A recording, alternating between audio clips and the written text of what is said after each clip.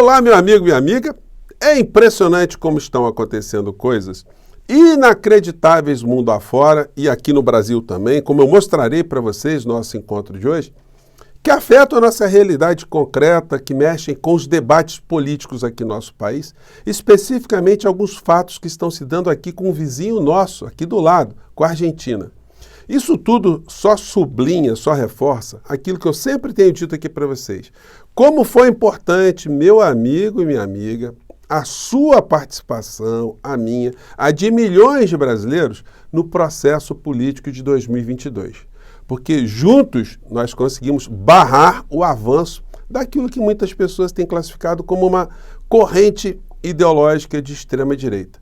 Mas não é só isso não. É uma corrente anticivilizatória, é uma corrente vigarista, é uma corrente corrosiva, é uma corrente que quer jogar não só o nosso país, mas a humanidade a alguns passos, muito acelerados para trás. Bom, vou conversar com vocês sobre o que está acontecendo, mas antes de mais nada, quero convidar você que está chegando agora ao nosso portal, ainda não é inscrito, para que você se inscreva aqui conosco, venha participar das nossas atividades, participe dos nossos chats, eu sempre abro meia hora antes da gente entrar no ar aqui com vocês, enfim, mande seu comentário, dê seu joinha, compartilhe os nossos vídeos, se você puder, se inscreva aqui também no nosso clube de membros, tá legal? É uma forma muito bacana de você ajudar o nosso portal a chegar cada vez mais a mais pessoas como você. Bom, vou começar aqui pelos assuntos internos, É com muita satisfação que eu estou vendo muitas pessoas abordarem a importância do Procurador-Geral da República.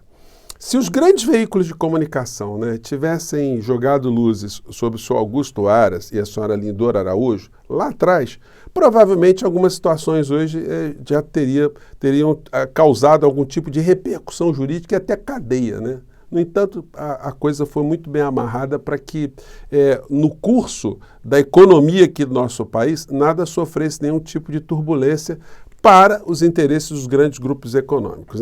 Bom, mas agora está diferente. O senhor Paulo Gonet, ele está sendo a todo instante lembrado da sua missão institucional. E para minha satisfação, ontem eu vi o Reinaldo Azevedo falando exatamente algumas coisas que eu compartilhei aqui com vocês. Vamos ver o que ele disse aqui. Fala, Reinaldo. Até mesmo Temer. Inclusive o que não era. A Procuradoria não tem que olhar para isso. Tem motivo? Tem motivo. Apresenta-se denúncia. Não tem motivo, não tem motivo, não vou apresentar e acabou. Enfim. Ele está falando do Paulo Gonet, do prazo que eu tenho comentado com vocês, que hoje é um prazo de 6 dias, segundo reza o Código de Processo Penal e uma decisão do ministro Alexandre de Moraes. Vamos lá. Então não tem que ficar olhando para calendário eleitoral. A Procuradoria tem que estar acima disso. Ah, mas vai apresentar agora, justo em crime eleitoral, mas tem eleição a cada 2 anos. Ou são as eleições municipais ou são as eleições federais. Não é? Federais também. Então é isso. É exatamente o que eu comentei aqui com vocês. Ontem eu mostrei vários veículos que estão levantando isso. E hoje até o Jornalão levantou também uma questão aqui, até fazendo aqui uma paródia, de um certo modo, a uma peça. Chamada Esperando Godot, eles colocaram aqui, Esperando Gonet. PGR se equilibra na relação com STF e Polícia Federal às vésperas de decisões que vão de Bolsonaro a ministro de Lula. E aqui tem uma matéria de página inteira. E nessa matéria aqui, eles também ventilam, as conveniências eleitorais, etc., que o Procurador-Geral da República estaria levando em consideração. Fato que ele não tem que levar em consideração. Isso, nenhum promotor no Brasil, nenhum procurador da República no Brasil fica olhando o calendário eleitoral, agora tem... Daqui a pouco vamos ver aqui, tem missa, tem feriado, tem a festa do peão boiadeiro, tem o final da Copa do Brasil, enfim... As coisas não funcionam assim na legislação. Então, é muito simples, gente. O procurador de justiça, o promotor de justiça, o procurador da República, o procurador federal, enfim, quando ele está atuando ali como um órgão fiscal da lei, um órgão acusador, quando ele recebe as peças todas de um inquérito policial, de uma CPI, ou de uma CPMI, o que ele tem que fazer? Verificar ali qual é o enquadramento típico, o que se enquadra dentro da lei, quais são os crimes que devem ser tecnicamente ali apontados, né? Enfim, e apresentar a sua denúncia, iniciar uma ação penal. O réu, a partir desse momento, vai ter todas as condições de usar o contraditório, a ampla defesa, mostrar ali se houve um excesso, se não houve, se é inocente, se não... Então, enfim, é que o procurador tem que fazer, o PGR tem que fazer esse tipo de situação. É assim que diz a lei. Então não tem que ficar agora aos sabores. Bom, nós estamos agora com prazo de 6 dias. Pelo que se tem ventilado aí, o senhor Paulo Gonet ele pode pedir para que algumas informações sejam complementadas. Se ele for uma pessoa que tiver uma inclinação para cobertar crimes também, como foi o caso do senhor Augusto Aras e da senhora Lindeura Araújo, coisa que eu espero que não aconteça em hipótese nenhuma, ele pode jogar esses atos dele de uma forma ad eternum, né? Eternamente. Ele toda hora pede uma diligência, vai indo, não termina nunca, enfim. E aí a gente fica, de fato, com essa sensação que o Brasil é o país da impunidade extrema, que nós tivemos aqui o Morcrim, que entre roubos de joias, subtração de joias e desvios e de grampos e de escândalos e de enriquecimento da família, ainda ajudou a matar mais de 750 mil irmãos brasileiros. Então, não é pouca coisa a responsabilidade do senhor Paulo Gonet, né? Bom, então, sublinhando isso aí, fazendo mais votos aí que outras pessoas, outros amigos aqui nas redes sociais joguem luzes sobre isso que está acontecendo para a gente não deixar o nosso país caminhar para esse rumo da impunidade nesses casos todos, né? Bom, ontem eu fiquei acompanhando nos noticiários à noite. Gente, é impressionante. Eu queria chamar a atenção de vocês para o seguinte, olha só, isso aqui é uma página do Jornal Globo, uma página inteira, falando do quê? Do candidato a vice-presidente na chapa de Donald Trump. Ontem, tanto a CNN como a Globo News fizeram coberturas especiais, botaram o discurso lá de quase 1 hora do candidato a vice do Trump. O Jornal Nacional deu entradas, né, ao vivo, olha, estamos aqui. Gente, aqui no Brasil, quando temos eleições presidenciais, vocês já viram esse tipo de movimentação? Uma cobertura de 1 hora sobre o que vai falar o vice-candidato de uma das chapas concorrentes à eleição presidencial.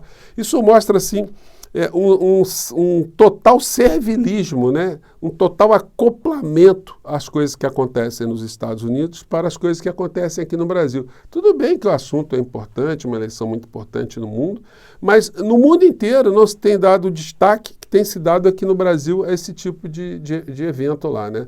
As pessoas estão mais informadas do que está acontecendo nas eleições dos Estados Unidos que estariam aqui no Brasil com a eleição presidencial, né? Então fica o registro aí dessa situação, né? Daí entrando aqui para os nossos vizinhos. Gente, notícia de hoje do Infomoney.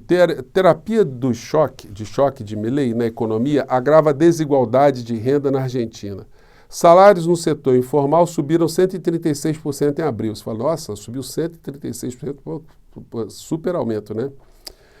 Mas a inflação no período alcançou 272%, ou seja, o dobro, né? Então, o trabalhador na Argentina, ele tomou ferro, né? Como se diz lá em Minas, né? Levou um caminhão de ferro.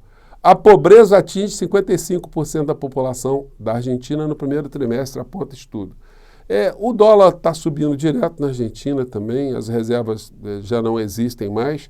E o presidente eleito da Argentina, que é um representante dessa extrema-direita, ele nos ajuda a perceber aquilo que eu falei na abertura do nosso papo, como a gente se livrou, né? Pelo menos a gente conseguiu barrar o avanço de psicopatas, criminosos, vigaristas, de pessoas sem noção que estão afundando com os seus povos, né? O Milei ontem fez o seguinte, gente, ele foi lá no encontro israelita, um encontro de judeus lá na Argentina, e praticamente declarou guerra ao Irã, porque não foi uma frase solta, ele falou meia hora ali e ele falou coisas assim, eu acho que dá para pegar aqui, vamos pegar aqui. El atentado cobarde a la AMIA, a través del cual el terrorismo iraní se cobró la vida de 85 argentinos. Aí ele fala no atentado que teve na Argentina há 30 anos atrás, mas ele está atribuindo isso ao governo iraniano. E mais à frente ele continua reforçando isso, falou várias vezes. Porque lo vuelve un delito imprescriptible y donde también se responsabilizó finalmente a la República Islámica de Irán y a Hezbollah por el atentado. E aí foi nessa linha, né? E aí é o seguinte, né? O maior atentado na Argentina faz 30 anos e jornal do Irã faz ameaça ao governo de Milei. Aí, quer dizer, o jornal iraniano está dizendo, olha, vocês vão ter repercussões sérias no meio dessa história aí, né? Aqui já um jornal iraniano traduzido, forte ameaça de um meio de comunicação do regime iraniano ao governo Milei. No momento certo, Teherã